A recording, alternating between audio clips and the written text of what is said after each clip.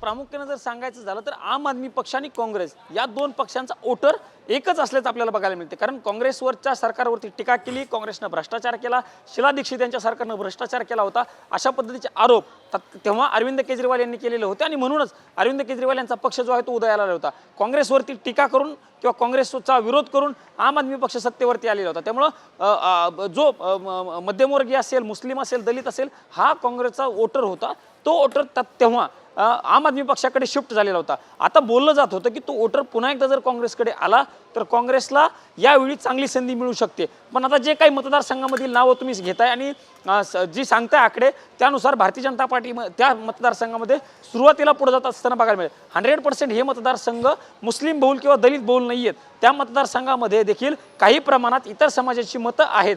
त्या मतांच्या अंदाजाने किंवा ईव्हीएमची जर सध्या ईव्हीएमची मतमोजणी सुरू झालेली आहे सेजल, त्यामुळे सुरुवातीला जर त्या मतदारसंघामधील जे वॉर्ड आहे त्या वॉर्डमधील जर ईव्हीएमच्या पेट्या उघडल्या असतील तर त्या अनुषंगानं भारतीय जनता पार्टी सध्या पुढे जाताना बघायला मिळते। पण हे आकडे पुढे देखील राहतात, काही देखील बघणं महत्त्वाचं असणार आहे। सेजल, भारतीय जनता पार्टीच्या नेत्यांच्या प्रतिक्रिया खूप चांगल्या यायला लागलेल्या आहेत।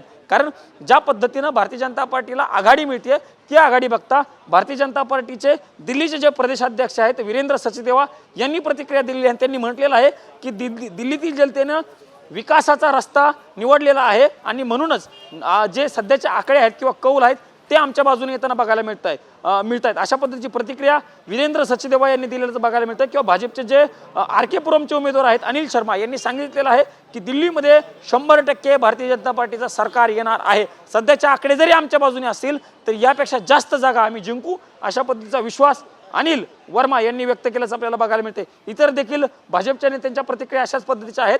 सध्या काटेकी टक्कर आम आदमी पक्ष यांनी भारतीय जनता पार्टीमध्ये सुरुवातीला होती, मात्र आता भाजप खूप पुढे गेल्याचं बघायला मिळतंय। बघावं लागणार आहे की ईव्हीएमच्या मतमोजणीमध्ये देखील हे निकाल अशाच पद्धतीनं पुढे राहतात का। साधारणतः मागचा 1 तास झालेला आहे सिजल, 50 मिनिटं झालेली आहेत, मतमोजणीला सुरुवात झालेली आहे।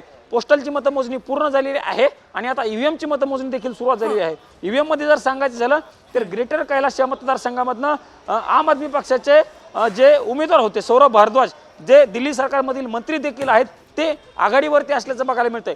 आम आदमी पक्षाचे अनेक नेते पिछाडीवरती असताना सौरभ भारद्वाज हे आघाडीवरती असणं आम आदमी पार्टीसाठी सध्या तरी थोडासा दिलासा आहे असं म्हणावं लागेल सिजल। निश्चितच प्रमोद, अगदी काही वेळासाठी थांबवते, तुम्ही आमच्यासोबत असेच जोडलेले राहा। मात्र या मोठ्या घडामोडी आधी जाणून घेऊयात। नवी दिल्लीच्या कलांनुसार मोठा उलटफेर झालेला आहे। नवी दिल्लीमधून अरविंद केजरीवाल पिछाडीवर असल्याचं आपल्याला बघायला मिळतंय। भाजपचे मुसंडी आहे जंगपुरामधून मनीष सिसोदिया हे देखील पिछाडीवर असल्याचं बघायला मिळतंय। केजरीवाल आणि सिसोदिया हे पिछाडीवर सध्या तरी दिल्लीमध्ये आपल्याला बघायला मिळतंय। दिल्लीमध्ये मोठा राजकीय बदल जो आहे तो आपल्याला होताना दिसतोय।